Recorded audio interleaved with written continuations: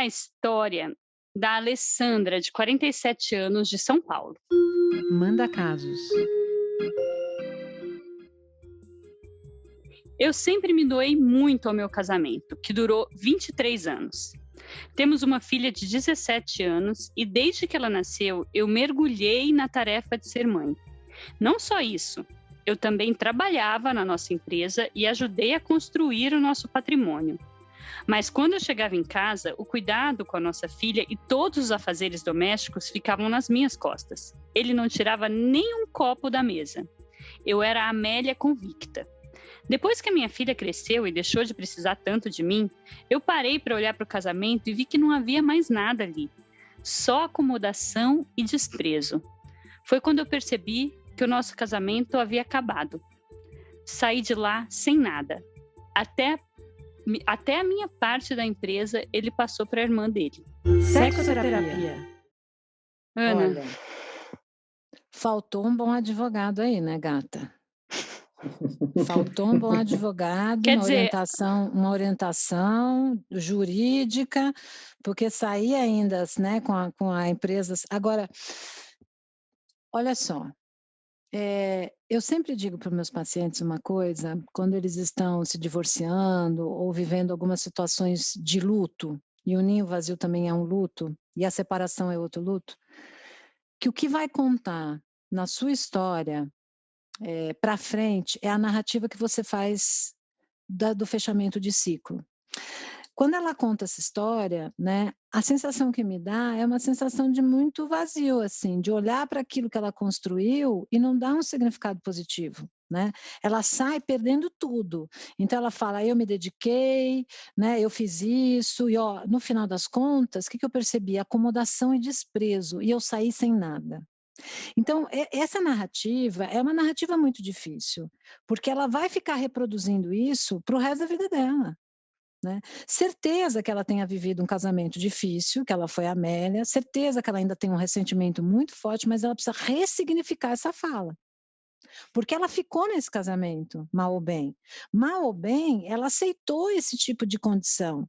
Talvez porque foi o aprendizado familiar que ela teve, talvez ela não tivesse força, talvez ela tivesse amando muito esse parceiro e não percebeu que ele não tinha uma troca afetiva com ela, ou que não olhava para as necessidades dela.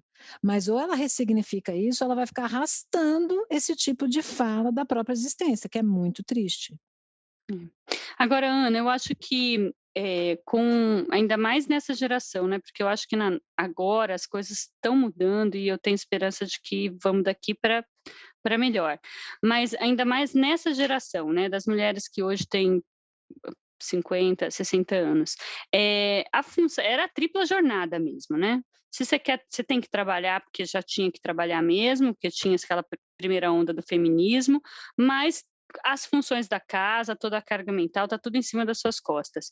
E aí a gente vê muito esses depoimentos que a mulher ficou tão dedicada a isso que não teve tempo de olhar para o casamento dela. Né, assim, casamento, de repente ela olhou e falou: "Meu, o que que essa pessoa tem em comum comigo", né. E aí eu fiquei pensando, qual é o momento de agir, assim? Quando ela poderia ter percebido isso antes? Isso poderia ter tido um outro desfecho de alguma forma? Ah, eu acho que sim, eu acho que ela poderia ter visto isso. Na verdade, ela já sabia disso. Eu tenho uma sensação que ela já deveria saber. Ela já deveria olhar para aquilo e falar: "Eu tenho necessidades minhas", e não o bolo do casamento, tudo na mesma cesta, né, empresa, família, filhos, então ela olha para aquilo como se fosse a única necessidade. Não, ela devia ter, mas eu sinto também que é difícil, às vezes, você abrir mão de uma construção, né, que você faz com toda a sua força, a sua energia. Você está fazendo pelos seus filhos, você está fazendo pela família, você está construindo junto. Então, é claro que eu sinto que a gente, quando tem necessidades que não estão sendo satisfeitas como pessoa, a gente precisa falar isso para a parceria, precisa levar para terapia de casal, precisa comunicar que não está gostoso, sabe? Que não é tudo igual, não é casamento, empresa e mulher, não é tudo igual.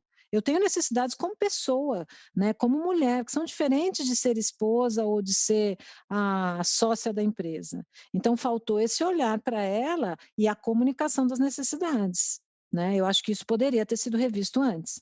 Hum. E talvez, né, nesse mergulho nessas funções, assim, nessas tarefas, que não tenha permitido ela olhar para a vida antes, né.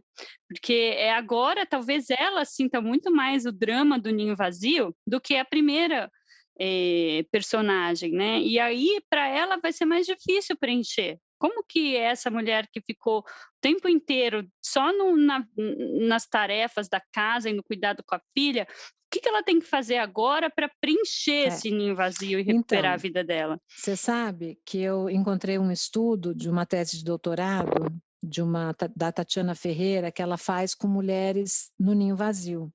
E o que ela percebeu? Ela percebeu que mulheres que tinham uma resposta positiva ao ninho vazio, mulheres casadas, tá? Não as mulheres divorciadas, mas as mulheres casadas que tinham uma resposta positiva ao ninho vazio, eram aquelas que tinham uma vida conjugal satisfatória.